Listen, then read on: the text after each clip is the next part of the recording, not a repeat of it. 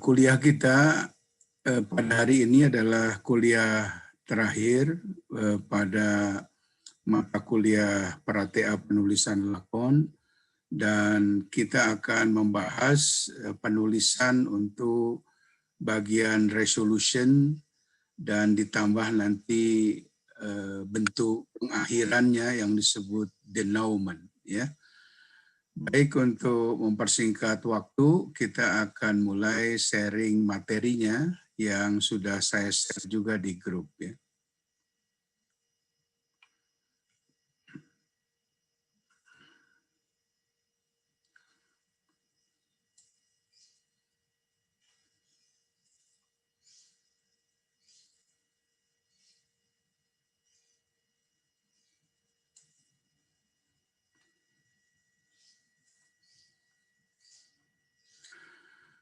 Baik, ini adalah bagian terakhir yang harus ditulis, yang merupakan adegan untuk bagian penutup dalam pendekatan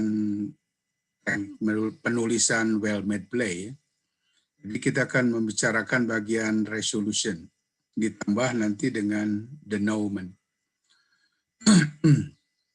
Minggu lalu kita sudah mempelajari bagian penulisan klimaks, ya gitu, dan itu adalah adegan di mana kontennya terdiri dari dominasi antagonis yang melakukan dua tindakan, yaitu pertama mempelajari fakta-fakta minor protagonis, lalu kemudian bersama dengan karakter lain yang menjadi sekutunya melakukan cara-cara menyakiti protagonis, gitu.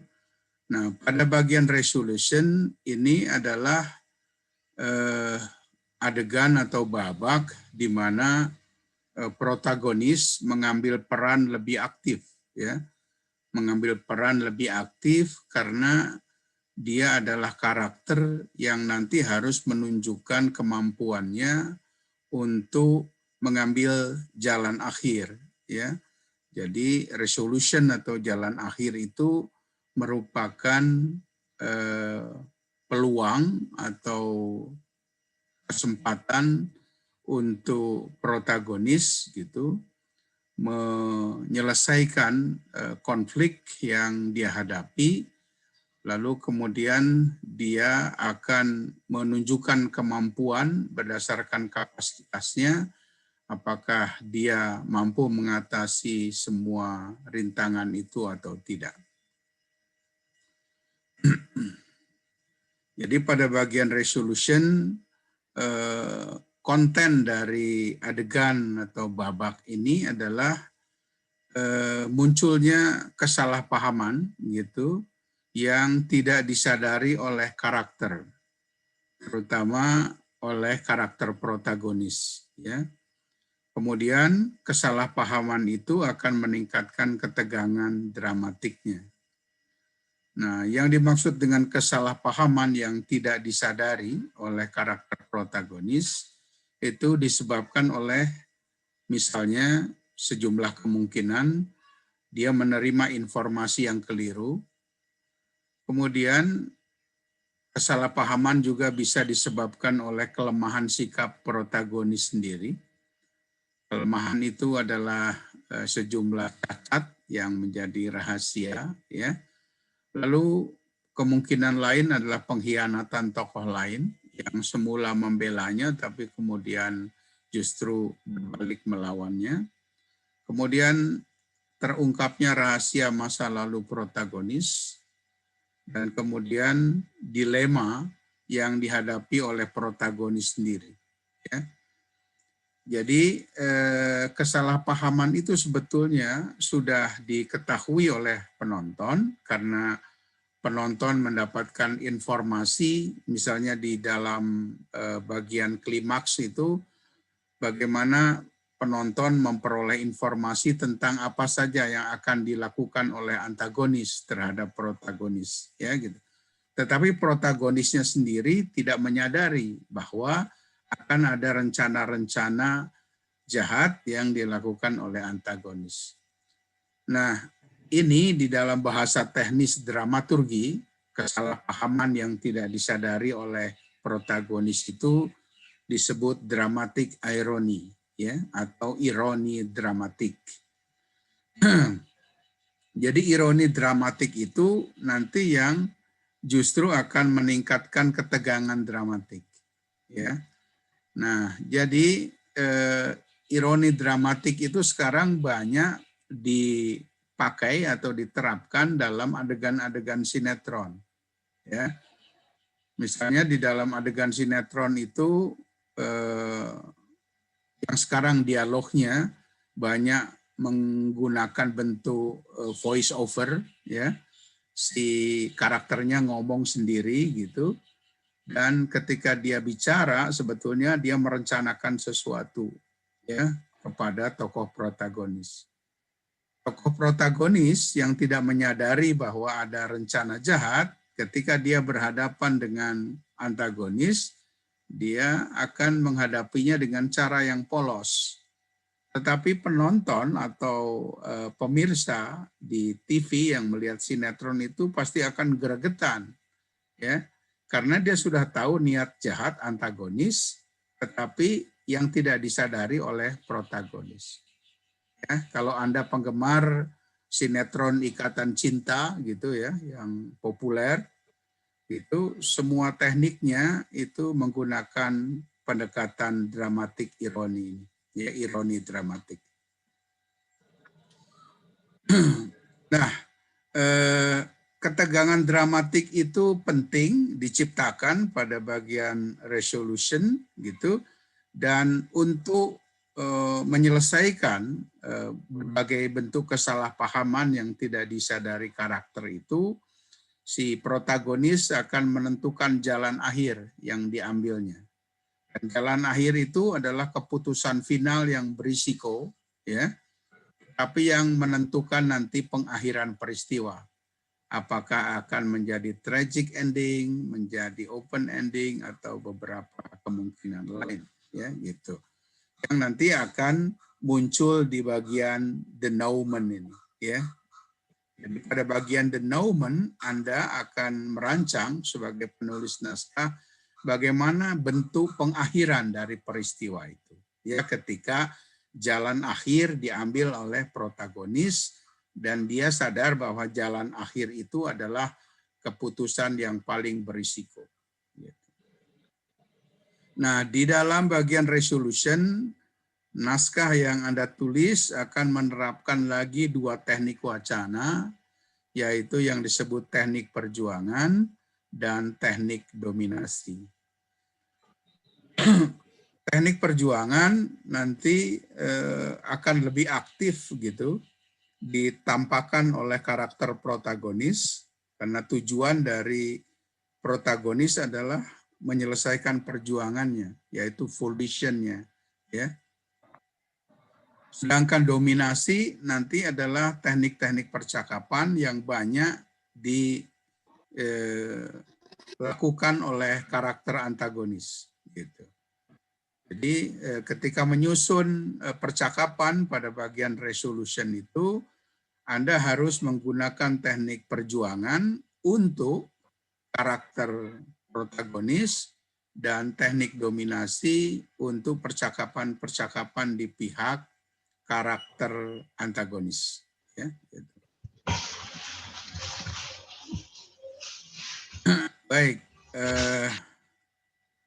kita lihat sekarang bagaimana yang disebut dengan teknik percakapan perjuangan dan teknik percakapan dominasi. Ya. Ini khusus untuk bagian resolution.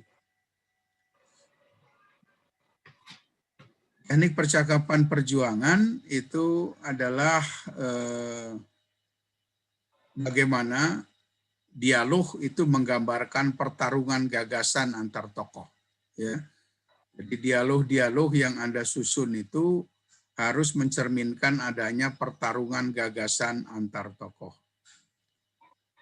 Nah, biasanya pertarungan gagasan itu didasarkan pada konsep oposisi biner. Ya, oposisi biner.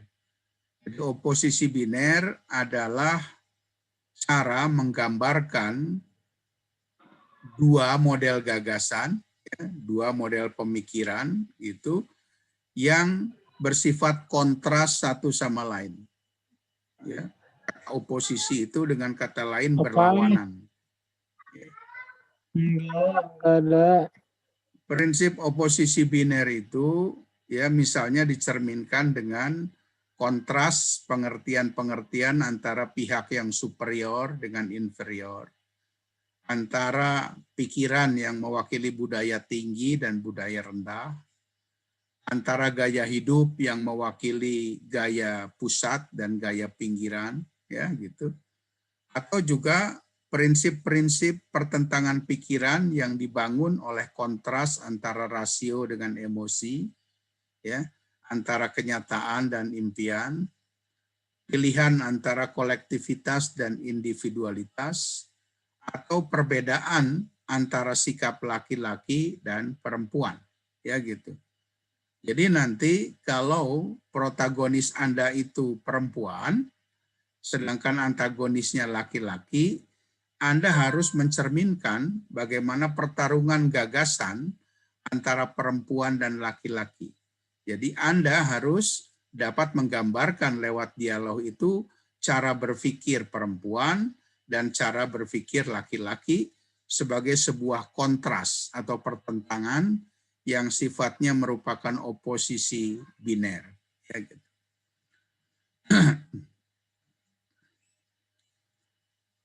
Nah, sekarang kita lihat ya bagaimana teknik perjuangan akan Anda terapkan gitu untuk mencerminkan pertarungan gagasan antar tokoh. Di sini yang disebut tokoh yang paling dominan adalah antara antagonis dan protagonis. Ya. Tujuan dari teknik wacana perjuangan adalah memaksakan hierarki antara yang superior, misalnya antagonisnya itu adalah bos besar dari sebuah perusahaan, sedangkan protagonisnya justru buruh, ya, perempuan yang lebih miskin gitu. Nah, ini berarti bagaimana tokoh yang inferior itu kemudian melakukan perjuangan untuk melawan yang superior. Sebaliknya yang superior itu cenderung mendominasi yang inferior gitu ya. Jadi ini teknik yang bisa dipakai oleh kedua belah pihak, baik oleh tokoh antagonis maupun oleh tokoh protagonis ya. Kalau tokoh antagonis motivasinya dalam perjuangan adalah untuk menunjukkan dominasi, sedangkan untuk tokoh protagonis tujuan perjuangan adalah untuk melawan dominasi. Ya, gitu. Perjuangan didasarkan pada prinsip oposisi biner. Ya. Terutama nanti di dalam cara menyusun dialog, ada tokoh-tokoh yang biasanya lebih mendahulukan rasio, ya, berpikir secara rasional, gitu. Sedangkan tokoh yang lain itu lebih mendasarkan diri kepada pertimbangan emosi. Ya. Yang dipercayai karakter yang bisa berpikir secara lebih rasional itu biasanya tokoh laki-laki. Ya. Jadi tokoh laki-laki itu dianggap gitu bisa berpikir dengan cara yang lebih rasional dan karena itu dia akan menjadi tokoh yang lebih dominan. Sedangkan perempuan ya gitu adalah karakter yang diasumsikan lebih berpikir dengan emosi gitu dan karena itu dia cenderung menjadi tokoh yang subordinan ya. Tetapi ya, asumsi-asumsi ini nanti bisa Anda balik, ya. Asumsi ini bisa Anda balik. Jadi nanti di dalam teknik menerapkan wacana perjuangan, nanti Anda bisa memperlihatkan karakter perempuan yang justru bisa berpikir lebih rasional, sedangkan tokoh laki-laki justru berpikiran lebih emosional, gitu ya. Jadi tujuan dari teknik perjuangan adalah justru melawan prinsip oposisi biner ini. Gitu. Begitu juga kalau konflik di dalam naskah Anda itu pertentangan antara kolektivitas dan individualitas. Kolektivitas biasanya lebih dominan karena ini punya kekuatan massa di dalamnya.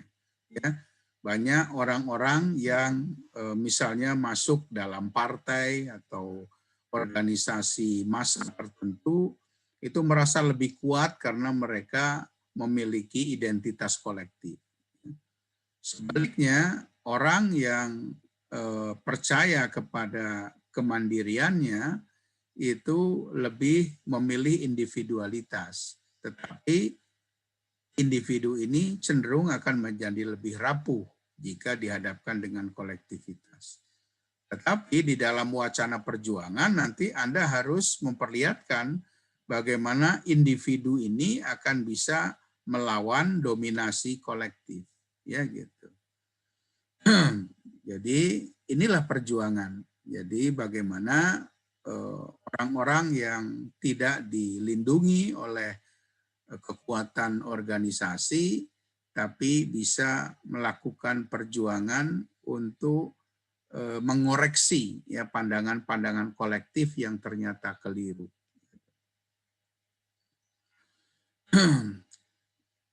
Ini kita lihat sekarang contoh-contoh percakapan ya yang menunjukkan adanya oposisi biner gitu.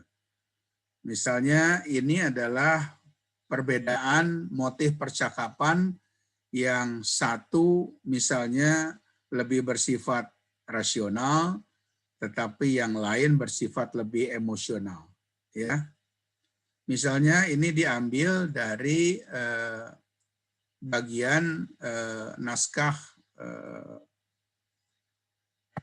ya gitu, yaitu ketika misalnya si Selasih adiknya itu justru mencuri racun yang sudah dipersiapkan oleh kakaknya Pupu yang rencananya akan dia pakai, akan dia minum pada saat ulang tahun adiknya ini, ya gitu.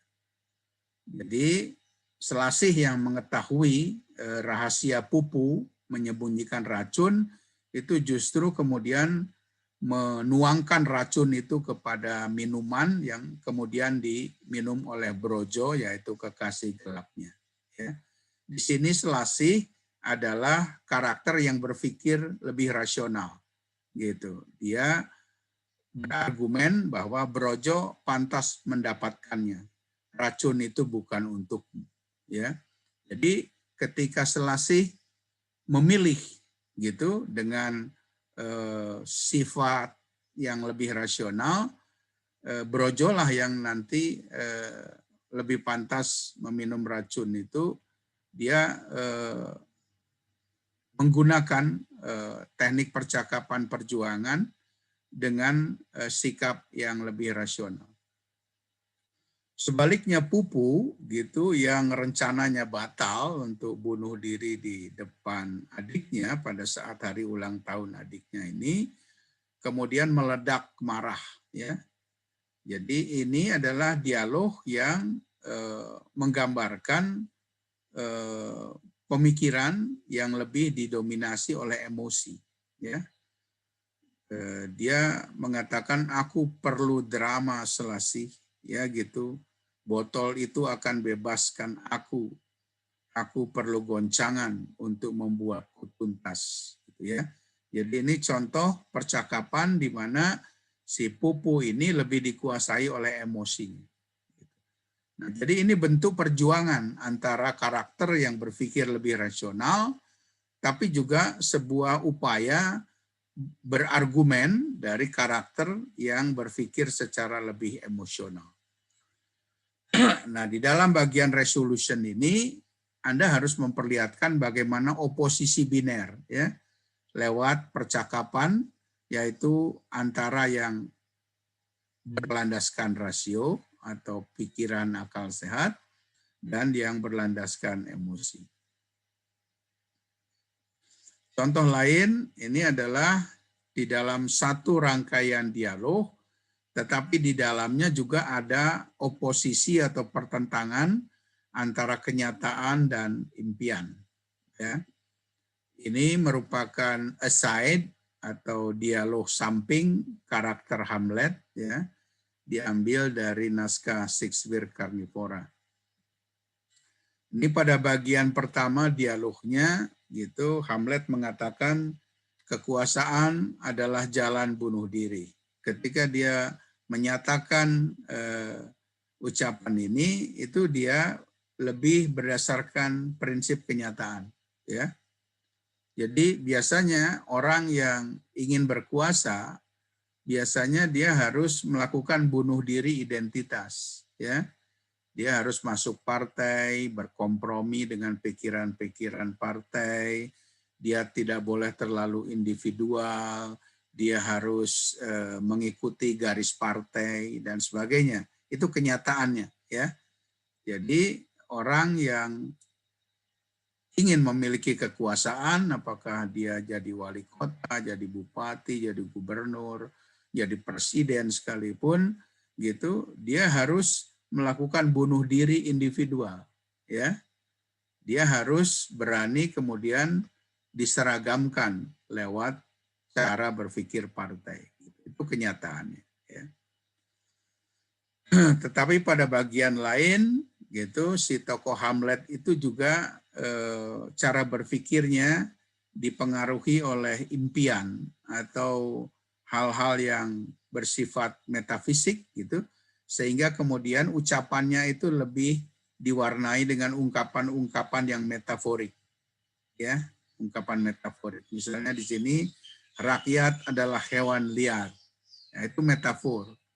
Ya, jadi penggunaan metafor itu merupakan oposisi terhadap cara berpikir common sense, yaitu yang berorientasi pada kenyataan.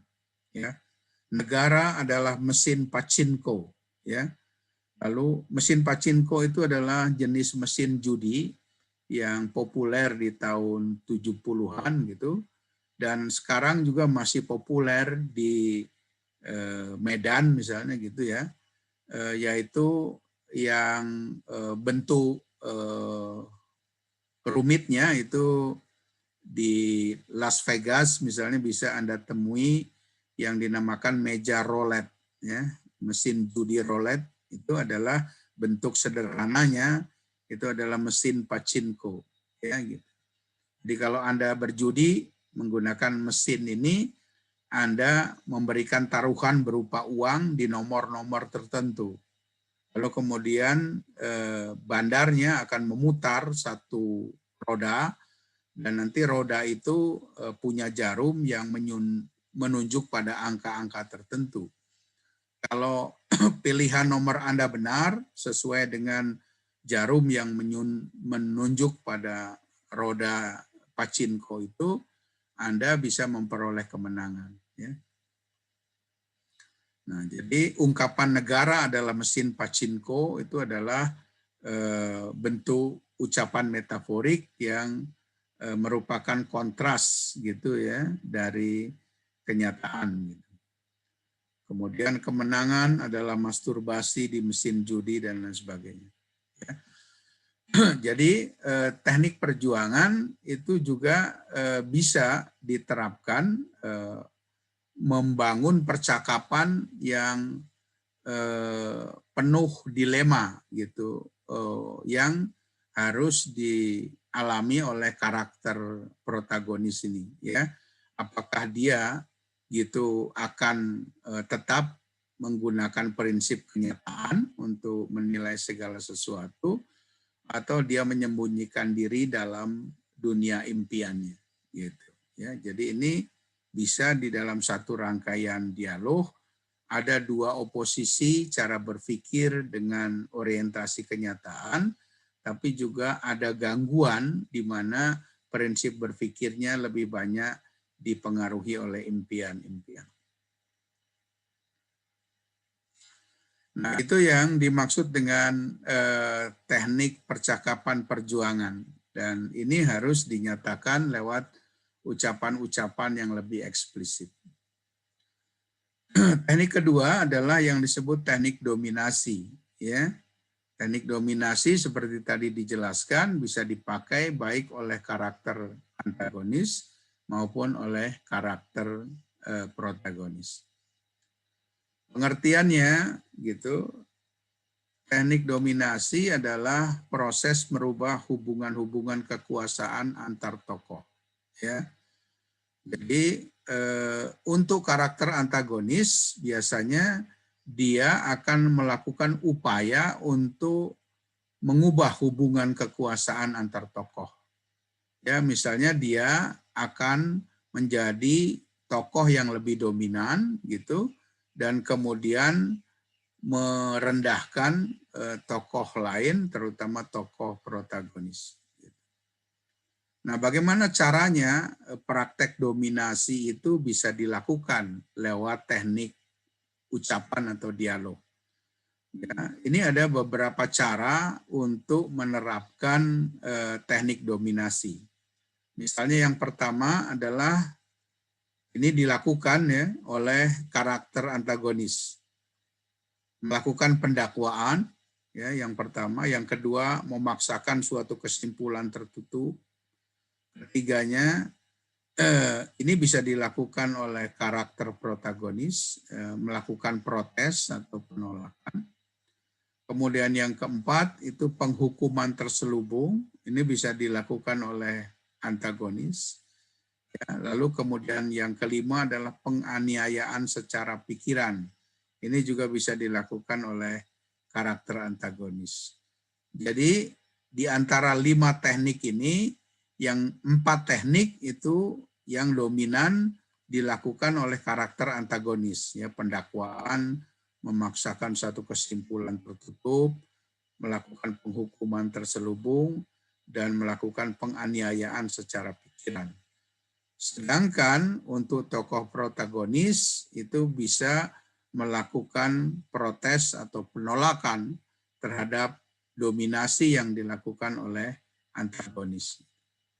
Sekarang kita lihat skemanya, ya. Jadi 4 teknik ya itu bisa dilakukan oleh karakter antagonis untuk memperoleh dominasi. Apa pengertian pendakwaan itu? Yaitu mengajukan pertanyaan secara bertubi-tubi yang difungsikan sebagai cara untuk melakukan pendakwaan. Ya, gitu. Misalnya kalau Anda menggambarkan tokoh antagonisnya adalah majikan ya di sebuah rumah tangga yang kaya. Lalu protagonisnya adalah asisten rumah tangga yang didakwa mencuri perhiasan misalnya, ya. Jadi si tokoh antagonis akan mengajukan pertanyaan secara bertubi-tubi gitu. Kemudian cara kedua, kesimpulan tertutup, ya, memaksakan satu kesimpulan tertutup yaitu penggiringan pikiran lewat ucapan-ucapan. Ya. Biasanya dilakukan oleh tokoh yang statusnya lebih tinggi, baik secara sosial maupun intelektual. Jadi kalau antagonisnya itu misalnya seorang tokoh adat, ya, yang berpengaruh gitu di masyarakat. Sedangkan protagonisnya adalah pemuda pendatang yang dianggap sudah melakukan pelanggaran adat. Nah, nanti dialog dari antagonis, ketua adat itu akan melakukan penggiringan pikiran lewat ucapan-ucapan yang membuat si protagonis itu merasa bahwa memang dia telah melakukan kesalahan. Padahal kesalahan itu merupakan upaya dari tokoh pemuka adat itu untuk memaksakan suatu kesimpulan tertutup. Kemudian ini penghukuman, ya, teknik yang juga bisa dilakukan oleh antagonis, yaitu misalnya kalau diucapkan lewat dialog itu dengan bentuk-bentuk reaksi sinis, ya, itu merupakan bentuk penghukuman terselubung. Gitu. Ingat bahwa naskah yang Anda susun, yang kita akan tulis itu naskah dengan menggunakan pendekatan realisme. Dan di dalam well-made play gitu, yang harus dihindari sesedikit mungkin adalah tidak menggunakan bentuk-bentuk penghukuman secara fisik, ya, misalnya lewat tendangan, lewat pukulan, lewat kekasaran tindakan fisik yang lain.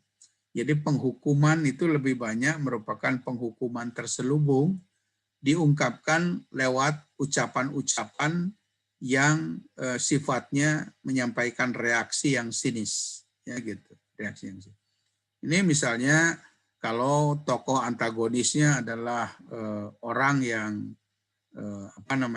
sangat kaya gitu, sedangkan protagonisnya adalah tokoh yang biasa saja, yang tidak memiliki kekayaan yang banyak.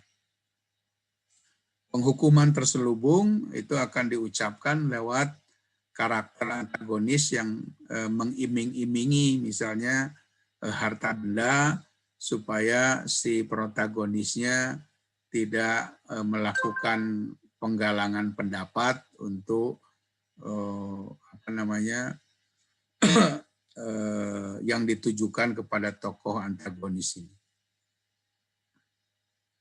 Kemudian teknik keempat, penganiayaan. Ini juga penganiayaan secara pikiran, ya, yang mengakibatkan rusaknya identitas seorang tokoh. Jadi meskipun ada kata penganiayaan, tapi Anda tidak boleh menghubungkannya dengan penganiayaan fisik, gitu ya, karena penganiayaan fisik itu di dalam well-made play cenderung dihindari karena mereka menganggap dunia drama itu adalah pertarungan pikiran, ya.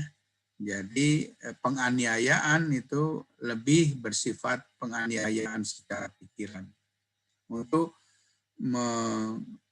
merusak identitas seorang tokoh. Ini biasanya dilakukan kalau antagonisnya itu adalah kekuatan kolektif, ya, sedangkan protagonisnya itu adalah individu.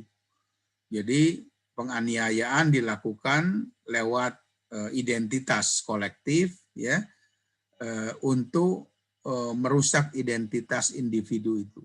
Gitu. Kemudian teknik yang kelima yang bisa dilakukan oleh protagonis yaitu menyampaikan protes, penolakan, dan pembelaan, ya gitu.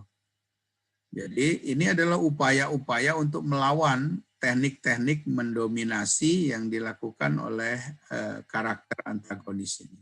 Ya. Jadi protes, penolakan, dan pembelaan ini harus diucapkan sesuai dengan kapasitas si tokoh protagonis ini. Gitu. Ini biasanya harus muncul di dalam bagian resolution, gitu, di mana tokoh yang tidak memiliki hak istimewa itu berjuang untuk memperoleh dominasinya kembali, ya, atau memperoleh nama baiknya dipulihkan kembali. Gitu. Nah, di bawah ini adalah contoh-contoh percakapan yang mengandung teknik dominasi, ya, gitu, yaitu dengan cara memaksakan satu kesimpulan tertutup. Ini juga masih diambil dari naskah Perca, ya. Ini ada tokoh selasih yang selalu labil, ya, yang kemudian punya keinginan untuk gantung diri. Tetapi dia ditentang oleh Brojo, kekasih gelapnya, yang kemudian memaksakan satu kesimpulan tertutup, ya. Selasih mengatakan gantung diri bagi saya romantis, ya. Tapi pendapat Selasih itu langsung dipaksakan gitu oleh satu kesimpulan tertutup, ya. Lewat ucapan Brojo, semua itu rendah, dangkal dan sesat, ya gitu. Jadi ucapan Brojo itu merupakan upaya untuk menyampaikan kesimpulan tertutup secara sepihak terhadap niat Selasih yang akan gantung diri, gitu. Jadi tokoh yang lebih dominan di sini adalah tokoh Brojo yang mampu memaksakan satu kesimpulan yang berbeda untuk cara berpikir Selasih. Nah, diakhiri dengan Selasih menangis di pundak Brojo. Nah, ketika ada outer direction seperti ini juga menunjukkan penerapan teknik dominasi. Artinya Brojo berhasil mendominasi Selasih. Ya. Jadi pada bagian ini gitu digambarkan lewat outer direction bahwa Selasih menyerahkan diri, artinya setuju dengan kesimpulan yang disampaikan Brojo bahwa keinginannya untuk gantung diri itu adalah rendah, dangkal, dan sesat. Lalu dia menyesal dengan perilaku menangis di pundak Brojo. Ya. Jadi teknik dominasi itu bisa saja diucapkan gitu secara dialog, tapi juga bisa Anda terapkan dalam bentuk outer direction atau petunjuk pengarang untuk menggambarkan perilaku atau tindakan tokoh. Ya, gitu. Ini contoh dialog lain yang menggambarkan juga cara-cara dialog yang menyatakan bentuk-bentuk penganiayaan secara pikiran. Ini diambil dari naskah Shakespeare Carnivora, ya. Anda tahu bahwa naskah Shakespeare Carnivora tidak sepenuhnya naskah realis, gitu. Itu lebih bersikap juga campuran antara realisme dan ekspresionisme. Jadi gaya dialognya seringkali lebih metaforik, ya gitu. Artinya di dalam naskah realis Anda juga boleh menggunakan metafor-metafor seperti ini, gitu, tetapi dalam kadar yang lebih proporsional. Sedangkan untuk naskah yang menggunakan teknik ekspresionisme, penggunaan metafor-metafor menjadi lebih bebas, ya gitu. Contoh naskah-naskah yang menggabungkan gaya realis dengan gaya ekspresionis itu juga bisa Anda lihat di naskah-naskah yang ditulis oleh Arifin C. Nur, ya gitu. Anda bisa lihat di dalam dialog-dialog karakternya itu banyak menggunakan metafor-metafor seperti ini. Ya. Nah, ini adalah dialog yang diucapkan oleh tokoh Butthead. Tokoh Butthead itu adalah deuteragonis, ya, artinya dia sekutu tokoh Hamlet gitu. Tetapi sebagai sekutu dia juga bersifat kritis terhadap apa yang dipikirkan oleh karakter Hamlet itu. Nah, ini adalah bagian percakapan Butthead ketika dia mencoba mengingatkan, ya, mengingatkan si Hamlet supaya dia tidak menyerah gitu kepada identitas baru yang membuat dia tidak memiliki prinsip gitu. Di sini Butthead menyatakan bahwa sekarang ini tidak ada pemimpin, yang ada cuma gelandangan politik yang bermimpi cepat gitu.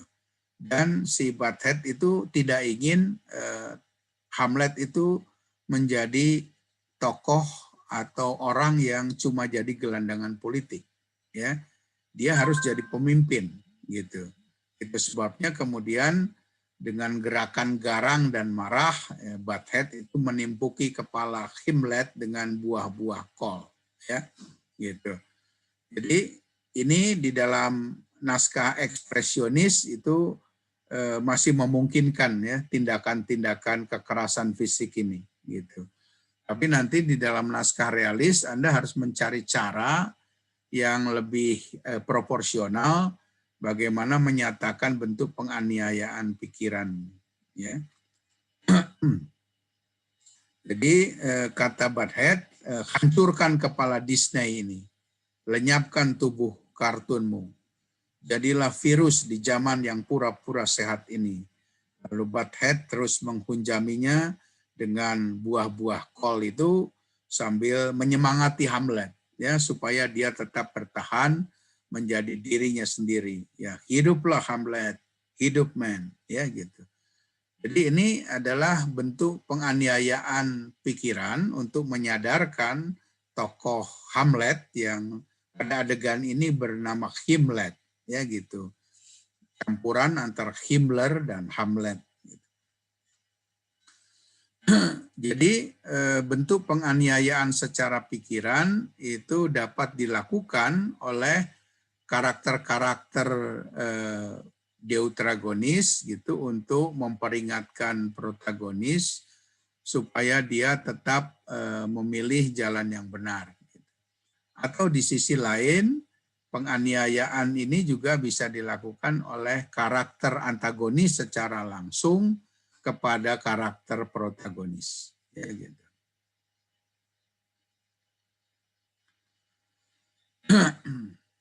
Nah, sekarang Anda harus kembali ke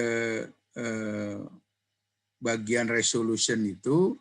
Di dalam teknik well-made play ada unsur tambahan, ya, ada unsur tambahan dari resolution itu, yaitu yang disebut denouement. Ya, denouement itu adalah pengakhiran, ya, pengakhiran di mana karakter itu, dalam hal ini karakter protagonis, itu harus digambarkan bertindak konsisten dan koheren, lalu kemudian cerita itu akan diakhiri secara logis dan dapat dipercaya. Ya. Nah, apa pengertiannya? Hal-hal yang harus muncul di dalam denouement itu.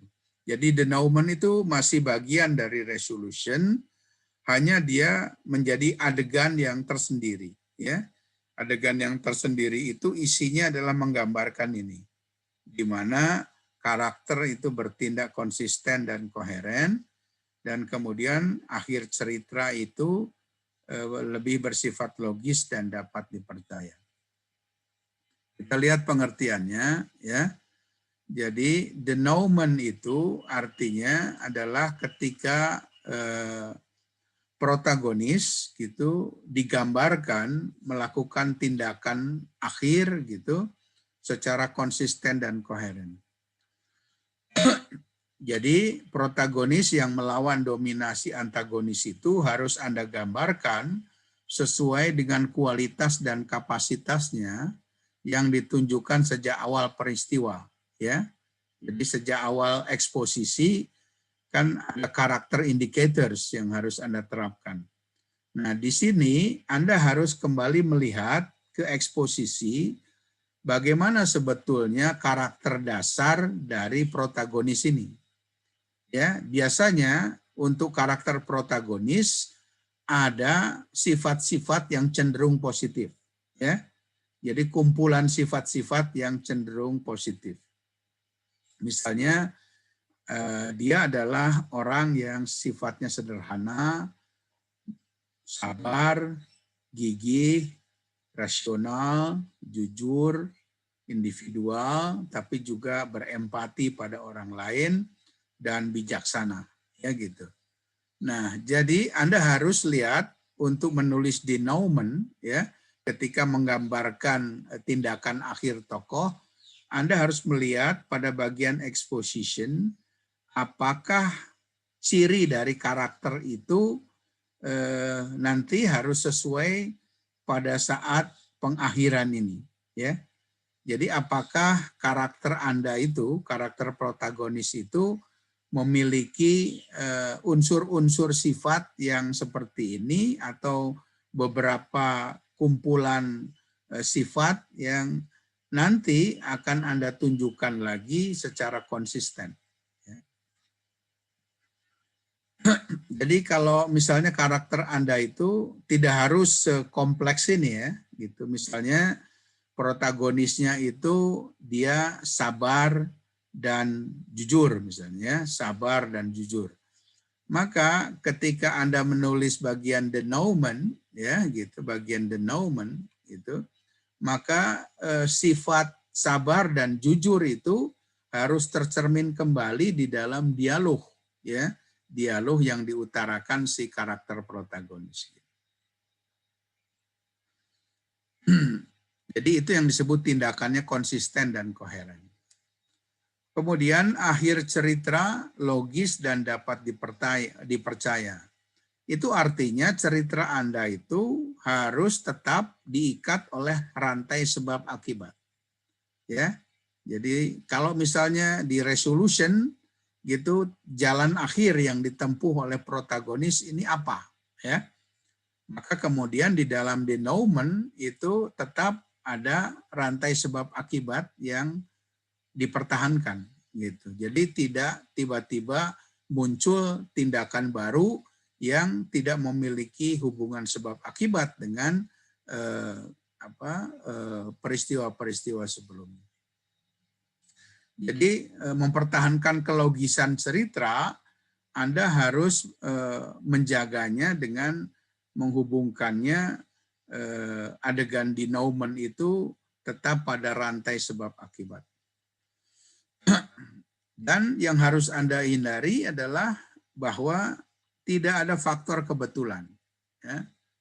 Tidak ada keajaiban, tidak ada idealisasi karakter. Semua karakter itu punya kelemahan yang manusiawi. Jadi ini yang justru harus ditampilkan, ya gitu. Nah, hal-hal seperti faktor kebetulan, keajaiban, atau cara-cara pengarang melakukan idealisasi pada karakter itu biasanya kemudian membuat denouement-nya itu mudah sekali ditebak, ya mudah sekali ditebak karena nanti karakter utamanya itu cenderung melakukan preaching, ya melakukan khotbah gitu, melakukan ucapan-ucapan yang sifatnya mengajari penonton gitu. Jadi cerita itu harus berakhir logis dan dapat dipercaya. Anda harus tetap menghubungkan denouement itu dengan mata rantai sebab akibatnya, ya. Lalu menghindarkan, tidak boleh ada faktor kebetulan, tidak boleh ada unsur keajaiban, tidak boleh ada idealisasi karakter. Anda harus tetap memperlihatkan protagonis itu sebagai manusia dengan memiliki kelemahan yang manusiawi. Nah, di dalam denouement nanti Anda akan menentukan gitu akhir lakon itu akan seperti apa, ya. Di sini ada 4 pilihan, ya, 4 kemungkinan pola denouement, yaitu tragic ending. Ya. Tragic ending itu adalah jika kelemahan protagonis yang punya rahasia yang ternyata merupakan kelemahan yang dia sembunyikan dan kemudian itu dibongkar oleh antagonis. Ya. Jika kelemahan protagonis itu menjadi sebab logis kegagalannya mencapai tujuan atau kehendak atau volitionnya. Ya, jadi tragic ending itu ketika protagonisnya gagal mencapai tujuan, ya, gagal untuk melawan semua rintangan.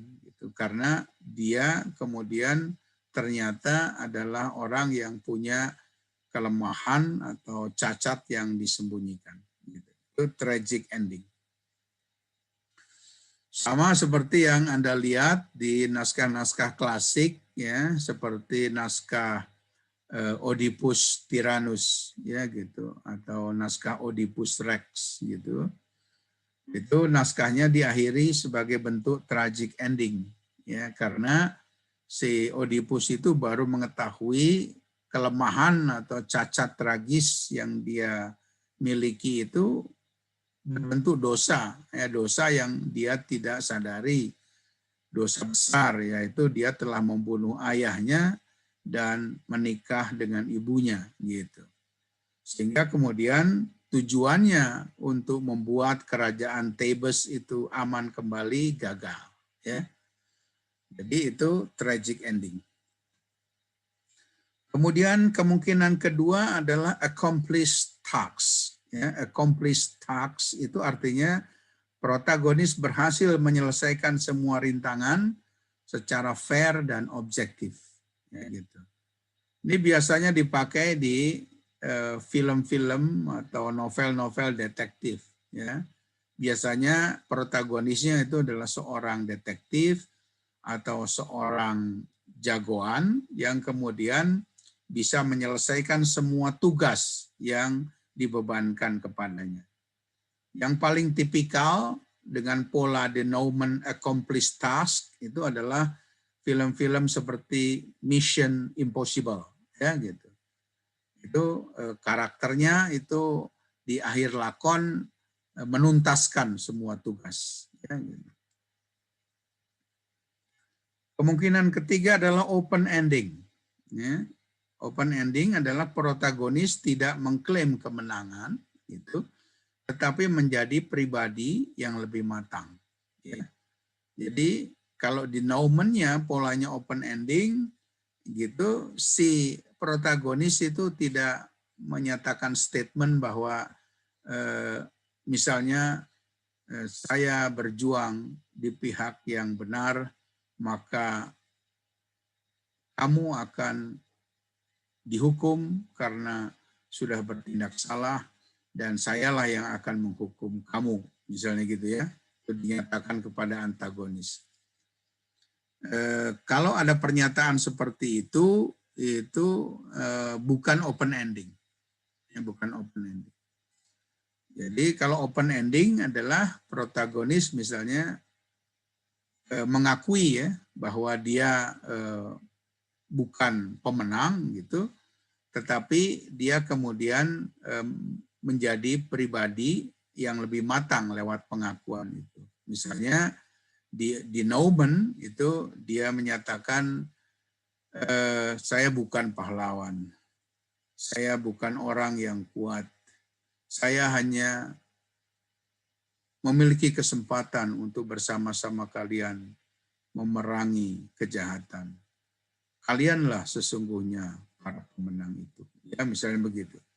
Nah, ketika dia mengakui dengan menyatakan kalianlah sebetulnya para pemenang itu, dia menyatakan menjadi pribadi yang lebih matang.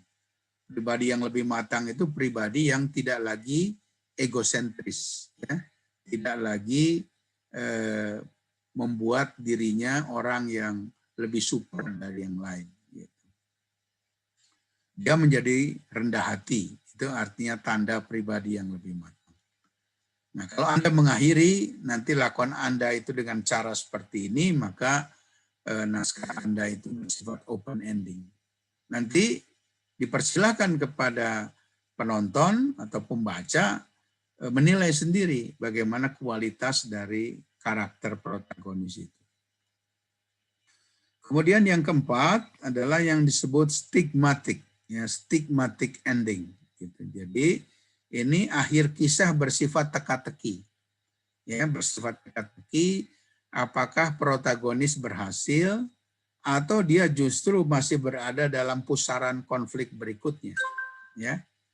Nah, stigmatic ending ini biasanya dipakai pada film-film yang menonjolkan peran hero, ya, peran hero. Tapi film-film ini dibuat akan punya sequel yang lain lagi. Jadi artinya akan memiliki lanjutan, ya, gitu, akan memiliki lanjutan. Nah, biasanya naskah yang menggunakan denouement dalam bentuk stigmatic ending itu misalnya si protagonis itu di adegan akhir gitu kelihatan dia sudah mengalahkan semua musuhnya, ya. Misalnya musuhnya itu adalah robot-robot besar gitu ya, atau raksasa-raksasa besar gitu. Lalu kemudian dia menyatakan kemenangannya gitu. Tapi kemudian akan muncul ada bad clue ya. Bad clue itu petunjuk buruk. Misalnya mata robot yang sudah dinyatakan hancur atau mati itu tiba-tiba berkedip lagi dan mata itu kemudian menyala, ya gitu. Nah, itu yang disebut bad clue. Nah, bad clue itu akan menjadi stigma, akan menjadi teka-teki. Ya, apakah si protagonis itu betul-betul sudah mengalahkan musuhnya atau ada musuh yang tersembunyi yang nanti justru akan menjadi lawan berikutnya, gitu, ya. Jadi banyak film yang nantinya direncanakan punya lanjutan, biasanya menutupnya dengan stigmatic ending. Ya. Nah, Anda bisa terapkan bentuk denouement ini juga pada naskah. Ya. Jadi di akhir naskah, misalnya Anda menampakkan protagonisnya itu berhasil mengalahkan musuh-musuhnya, tetapi tanpa Anda sadari gitu Anda memunculkan bad clue ini. Jadi bad clue itu adalah sinyal atau tanda bahwa musuh itu belum sepenuhnya tumpas gitu ya. Belum sepenuhnya tumpas. Nah, silakan nanti Anda memilih dari 4 kemungkinan pola denouement itu mana yang paling cocok ya. Nah, kecocokannya itu sangat tergantung dari cara Anda menata pada adegan resolution itu. Ya.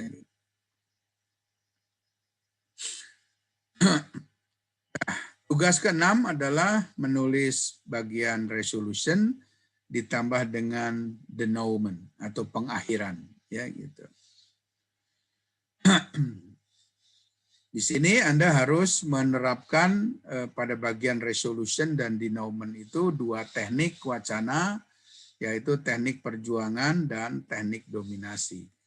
Lalu nanti Anda bisa memunculkan satu karakter baru, yaitu yang disebut inside victim. Inside victim itu biasanya adalah korban yang sebetulnya merupakan bagian dari kehidupan protagonis, ya. Korban yang menjadi bagian dari kehidupan protagonis. Nah, yang bisa disebut inside victim itu adalah misalnya mereka yang pada resolution atau bagian akhir itu menjadi korban, ya, mati atau mengalami kecelakaan atau mengalami kejadian yang buruk, ya. Yang termasuk inside victim itu bisa kalau protagonisnya laki-laki, ya, itu misalnya istrinya. Ya, istrinya pada resolution itu misalnya mati, ya, gitu. Kemungkinan inside victim yang lain adalah anaknya, ya, gitu. Anak atau pujaan hati si protagonis itu mengalami kejadian kecelakaan, ya gitu. Kemudian termasuk inside victim misalnya adalah orang yang dihormati protagonis, apakah gurunya, apakah ayah mertuanya, apakah ibunya gitu ya.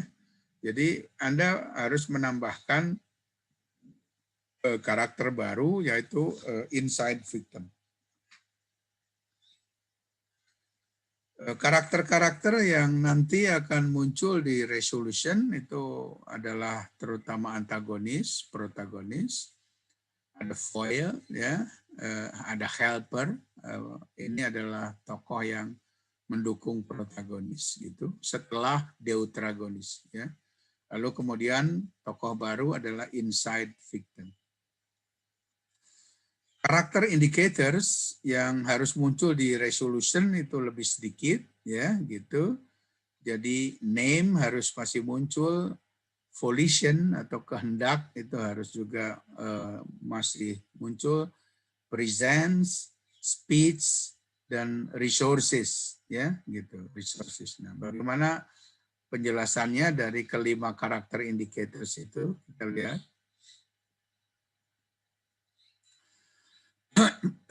Nama yang digunakan pada bagian resolution itu kembali ke formal name ya, ke formal name. Artinya pada bagian ini karakter utama itu digambarkan sebagai karakter yang lebih formal gitu ya, dan dia dipanggil dengan nama resminya.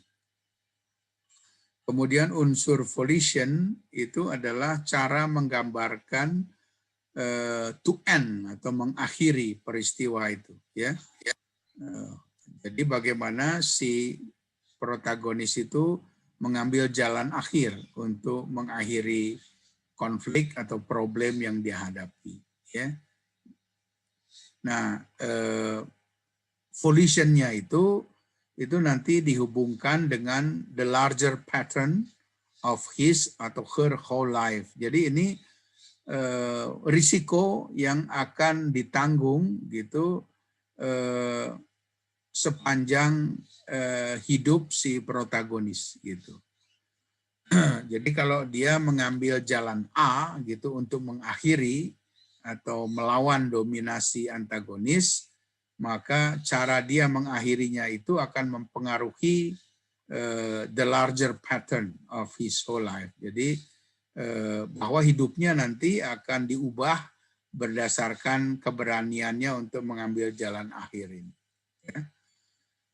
Sama seperti ditunjukkan di naskah Oedipus di akhir kisah ya, ketika dia sadar bahwa dia punya kelemahan dosa besar gitu, maka dia kemudian meninggalkan kerajaannya dan menyucikan diri menjadi pertapa untuk menyucikan dirinya lagi ya. Dan keputusannya kemudian untuk menjadi pertapa itu adalah mengubah ya the larger pattern of his whole life gitu. Jadi dia tidak berambisi lagi untuk menjadi raja gitu, dia akan menghabiskan hidupnya menjadi pertapa sebagai cara untuk menebus dosa-dosa besarnya. Kemudian unsur berikut yang harus muncul presence ya. Present terutama cara si protagonis merespon atas situasi yang dihadapi, dan Anda harus menggambarkan protagonis itu menjadi karakter yang lebih aktif ya. Aktif karena dia harus menentukan jalan akhir yang dia ambil gitu, meskipun dia tahu itu jalan yang penuh risiko. Kemudian speech itu masih diperlukan ya, terutama untuk bagian denouement ya. Jadi gaya bicara itu terutama dihubungkan dengan voice quality ya. Jadi Anda harus menggambarkan kualitas dari karakter protagonis itu dengan misalnya memilih gaya bicara yang tetap kalem misalnya ya, sesuai dengan kualitas karakter yang dimiliki si protagonis. Kemudian yang keempat adalah resources-nya, itu harus Anda tampilkan lebih tajam, ya, kecenderungan personalnya, tapi sekarang yang harus Anda tonjolkan adalah major strength, ya. Jadi kekuatan-kekuatan utama, ya. Jadi meskipun protagonis itu tetap memiliki kelemahan, tetapi pada bagian resolusi Anda harus menggambarkan bahwa di samping kelemahan dia punya juga kekuatan-kekuatan lain yang kemudian dipertaruhkannya pada bagian resolution ini, ya, gitu. Itu major strength-nya. Gitu. sama seperti kalau Anda membaca naskah perca ya. Jadi ketiga kakak beradik itu ketika mereka berniat untuk lari dari rumah gitu, sedangkan korban pembunuhan Brojo itu ditangani oleh Rian gitu. Tapi kemudian mereka menyatakan bahwa mereka harus kembali. Mereka harus menyelesaikan persoalan ini dan mereka tidak boleh cuci tangan terhadap korban Brojo itu. Ya. Jadi itu diperlihatkan sebagai major strength. Ya. Jadi bahwa ini perempuan-perempuan ini adalah perempuan-perempuan yang punya komitmen untuk menghadapi gitu persoalan yang dihadirkan oleh tindakan-tindakannya. Jadi sedapat-dapatnya Anda harus menggambarkan bahwa protagonis itu adalah orang yang memiliki komitmen, ya, bukan orang yang lari dari tanggung jawab. Ini untuk resources personalnya, ya. Kemudian juga Anda perlu menggambarkan kecenderungan sosialnya, ya, resources sosialnya, yaitu dengan menggambarkan ucapan-ucapan protagonis yang didasari oleh beliefs tertentu, oleh keyakinan tertentu. Ya. Nah, disinilah pesan moral Anda sebagai penulis bisa disampaikan lewat ucapan protagonis. Ya. Jadi di dalam beliefs atau keyakinan itu akan tercermin sebetulnya kekuatan apa yang membuat protagonis itu bertahan untuk bisa menyelesaikan semua problemnya. Nah, ini karakter-karakter indicators yang harus muncul di dalam bagian resolution, ya gitu.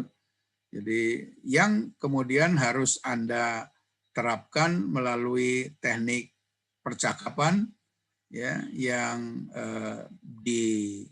diwajibkan untuk bagian resolution, yaitu teknik perjuangan dan teknik dominasi.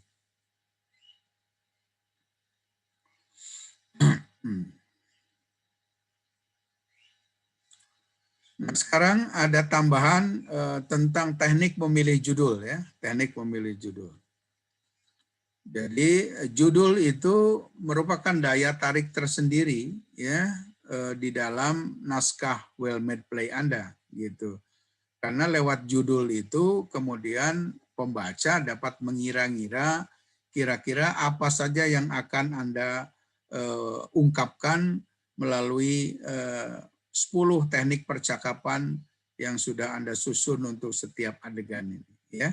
Lalu lewat judul juga pembaca ingin mengetahui apa sebetulnya kisah yang digambarkan oleh pengarangnya, gitu.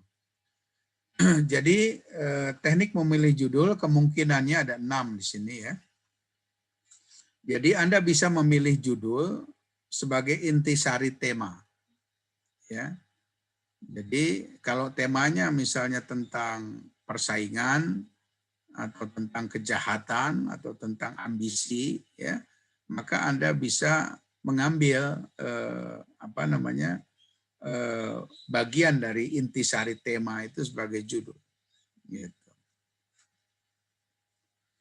Kemudian kemungkinan kedua adalah judul sebagai kisah protagonis sendiri, ya.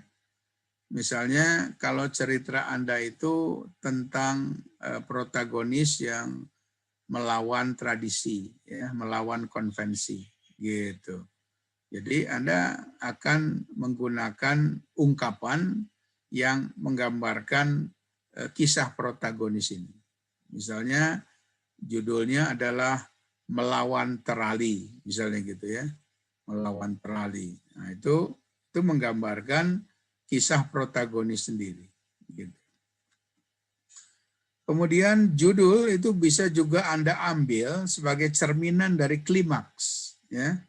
Karena klimaks itu adalah adegan yang secara dramatik paling seru gitu ya, paling menegangkan gitu, dan berisi tindakan-tindakan dari tokoh yang paling tajam gitu. Jadi kalau di dalam klimaks itu misalnya terjadi perebutan kekuasaan gitu, atau terjadi pembunuhan gitu ya, gitu, maka Anda bisa mengambil sebagai judul itu adalah cerminan dari klimaks itu, ya gitu. Misalnya pembunuhan saat gelap, ya gitu. Jadi pembunuhan saat gelap atau ini mencerminkan klimaks cerita. Yang keempat adalah judul sebagai pesan moral pengarang. Ya, judul sebagai pesan moral pengarang. Jadi nanti misalnya Anda bisa memilih judul itu dari bagian pernyataan denouement, ya. Jadi sebagian dari pernyataan si protagonis itu dapat Anda jadikan judul, ya gitu. Misalnya kalau di bagian denouement itu si protagonisnya menjadi orang yang tragik ya gitu, mengalami tragedi karena kelemahannya sendiri gitu. Maka kemudian pengarang itu mengutip pesan moralnya itu sebagai judul, ya gitu. Misalnya gading yang selalu retak, ya gitu. Gading yang selalu retak, yaitu pesan moral pengarang. Kemudian kemungkinan kelima adalah judul sebagai ungkapan peribahasa, ya. Jadi bisa juga judul itu bersifat ungkapan, ya, yang bisa diambil dari peribahasa tertentu gitu, atau metafor tertentu, ya gitu. Misalnya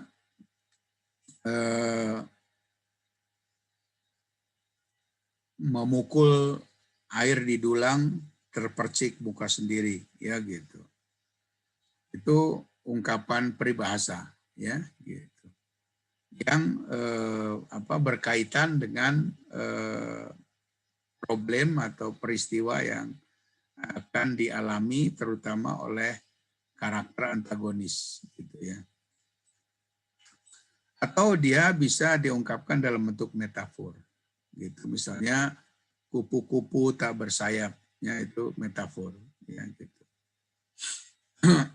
Jadi ini misalnya kisah tentang perempuan yang mencoba bertahan dengan segala keterbatasannya, dan akhirnya dia terpaksa menyerah karena ada kekuasaan yang lebih besar yang membuat dia tidak bisa mempertahankan diri lagi. Jadi metafor kupu-kupu tak bersayap itu menjelaskan keterbatasan perempuan. Atau yang keenam adalah judul itu sebagai cerminan dari denouement, ya. Jadi ini terserah keputusan yang akan Anda ambil di dalam bagian denouement itu. Apakah akhir naskah itu akan tragic ending, berbentuk accomplished task, open ending, atau stigmatic, ya gitu. Jadi ini Anda boleh pertimbangkan dalam teknik memilih judul.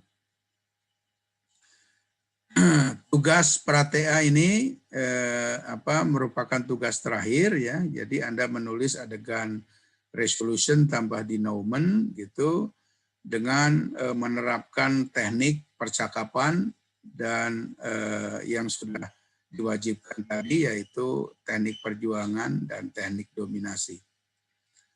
Untuk bagian dialog yang menerapkan teknik wacana, ini berlaku untuk semua adegan yang sudah ditulis sebelumnya, ya.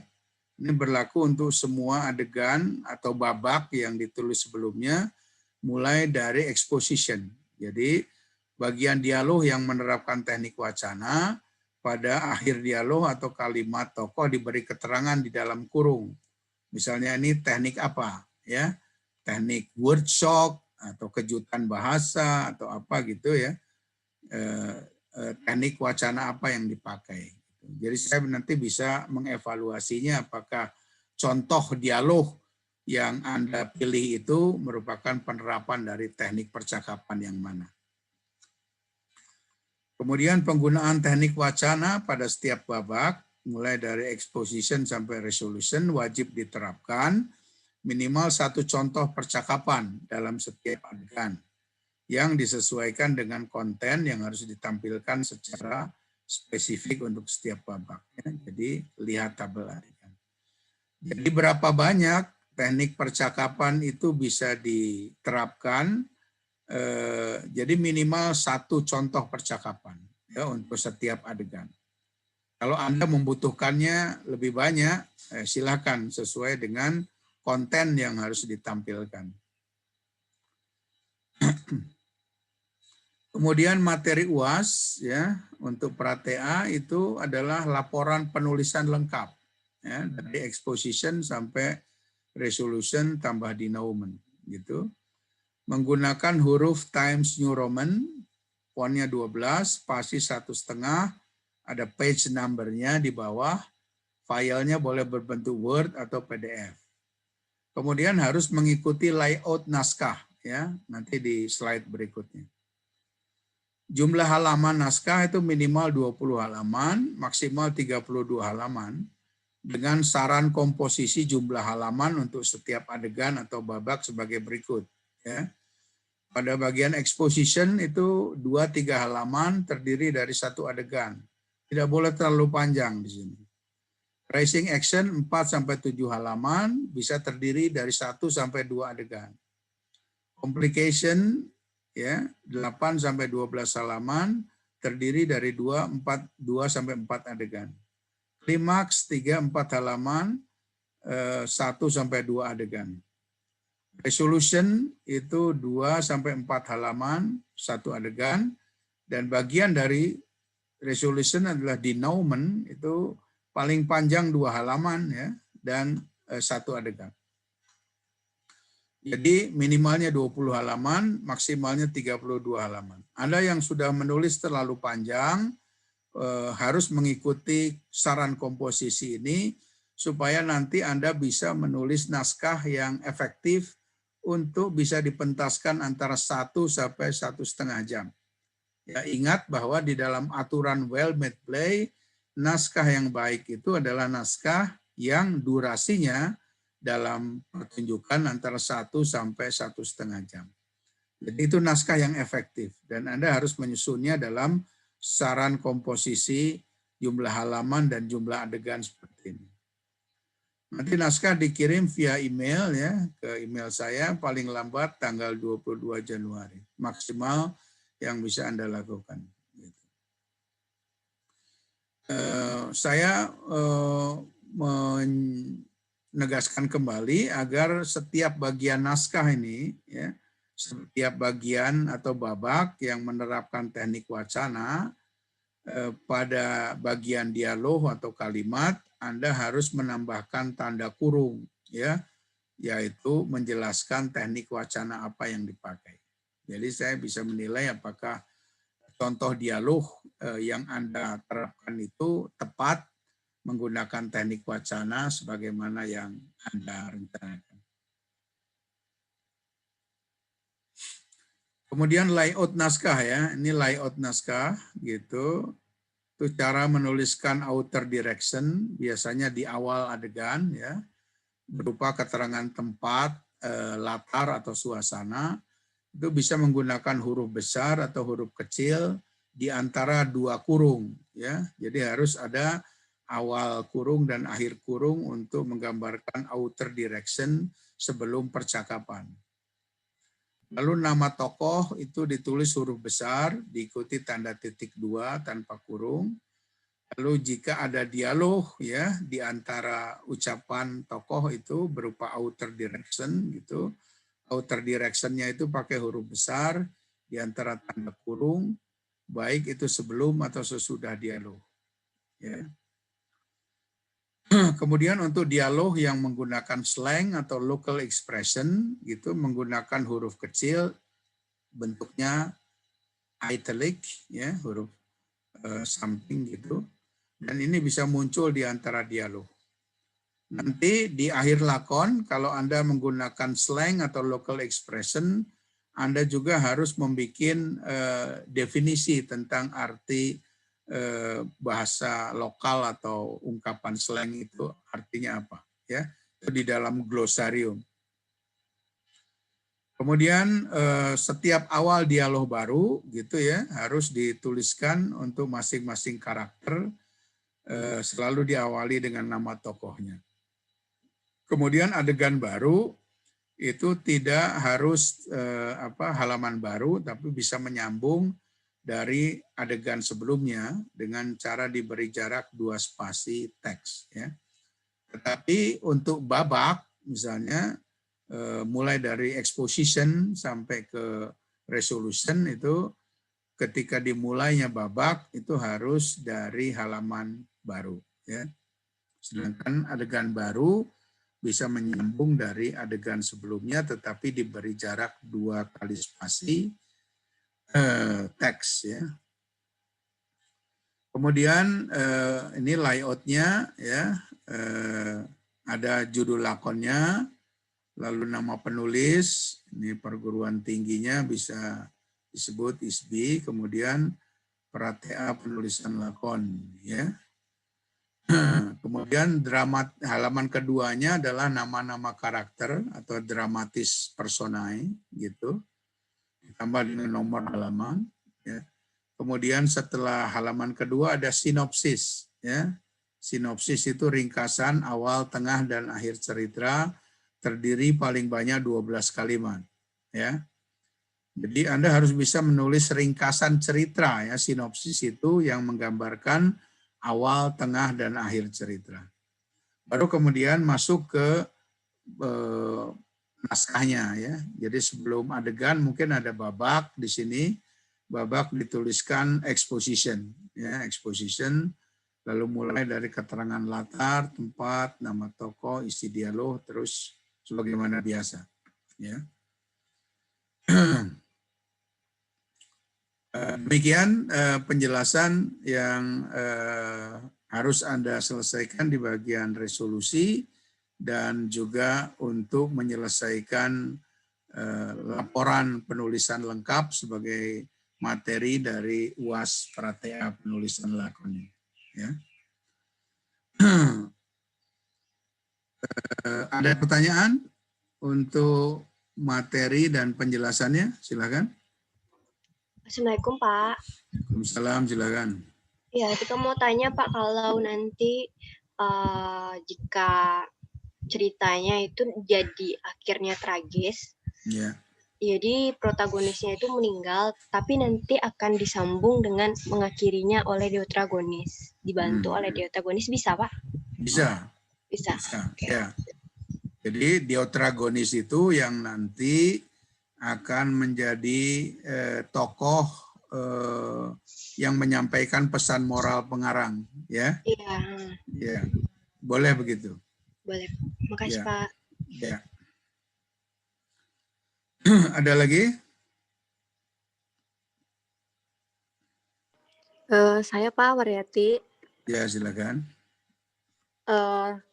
Kan di klimaks itu antagonis.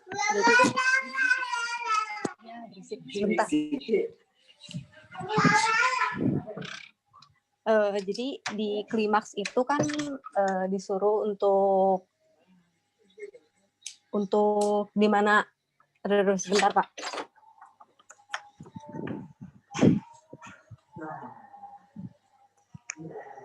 Di klimaks itu kan antagonis disuruh untuk melemahkan protagonis. Yeah. Dan di resolusi itu masih terjadi gitu kan Pak. Jadi antagonis masih terus ingin melemahkan si protagonis sampai akhirnya protagonis mencoba untuk melawan antagonis gitu kan Pak ya. Ya, jadi kalau klimaks itu adalah kontennya ini ya. Jadi dominasi antagonis terhadap protagonis. Ya. Oke. Sedangkan pada resolution gitu di sini yang justru harus diperlihatkan lebih aktif adalah upaya protagonis untuk melawan dominasi antagonis. Ya. Jadi meskipun masih ada sisa-sisa tindakan antagonis ya yang mencoba untuk mendominasi protagonis, tapi pada resolution yang harus menonjol adalah perjuangan dari protagonis untuk melawan dominasi antagonis dan menentukan jalan akhir. Ya. Tapi Kak, kalau misalnya di sini antagonisnya di resolusi itu mencoba untuk berdamai dengan protagonis, tapi protagonis tidak memaafkan gitu. Kan di sini di klimaks tuh suaminya telah diketahuan kalau dia selingkuh gitu, dia telah menyakiti protagonis, dan di sini tuh dia menyesal gitu, antagonis menyesal, dia mencoba di resolusi mencoba untuk memperbaiki semua, tapi protagonis menolak. Itu gimana, boleh Pak kayak gitu? Ya boleh gitu, tapi nanti Boleh, di dalam denouement Anda harus lebih memilih pola open ending. Ya, pola open ending. Jadi ketika si protagonis gitu mencoba tidak memaafkan antagonis gitu, itu berarti dia tidak menyatakan bahwa dia menjadi orang yang menang dalam problem ini. Tapi dia kemudian harus mencerminkan sebagai wanita yang lebih matang, gitu. Oke. Jadi Lebih memberi dewasa alas, ya Pak ya. ya. Jadi kenapa dia tidak memberi maaf, gitu? Itu artinya bukan karena dia terus-menerus sakit hati, tapi dia tidak memberi maaf supaya si antagonisnya terus-menerus sadar akan kekeliruan yang dia pernah lakukan. Oke Pak, mengerti. Terima kasih Pak. Ya. Ada lagi? Jadi sekali lagi saya tekankan bahwa konsep well-made play itu adalah sebuah formula menulis naskah yang ringkas, efektif, tapi impresif, gitu ya. Itu sebabnya Anda harus menyusun adegan-adegannya seringkas mungkin, tetapi efektif dan impresif. Karena itu tidak boleh melebihi jumlah maksimal 32 halaman. Ya. Baik, kalau tidak ada, Anda selamat mengerjakan tugasnya ya gitu, dan dikumpulkan sesuai dengan jadwal yang sudah ditentukan. Gitu.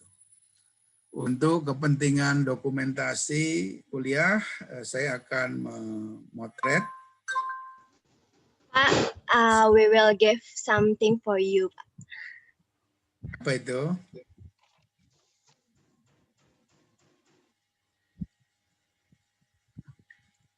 Ya,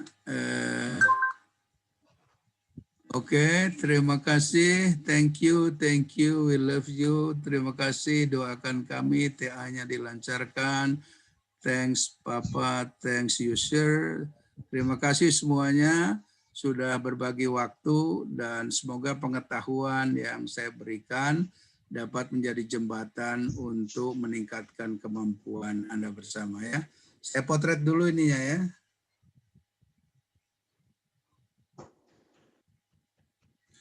Baik, silakan ditunjukkan ucapan-ucapannya ini. Ya. 1, 2, 3. Ya. Sekali lagi ya, muncul dengan wajahnya kalau bisa. Ya, 1, 2, 3. Baik.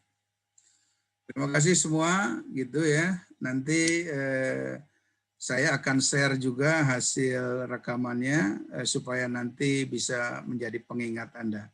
Sampai ketemu dalam TA Anda, semoga Anda bisa menyelesaikannya dengan baik ya. Dan kita masih diberi kesempatan untuk bertemu meskipun lewat kuliah daring. Terima kasih. Assalamualaikum warahmatullahi wabarakatuh. Sehat selalu ya. Waalaikumsalam warahmatullahi Waalaikumsalam wabarakatuh. warahmatullahi Thank you, Pak. Ya, terima kasih.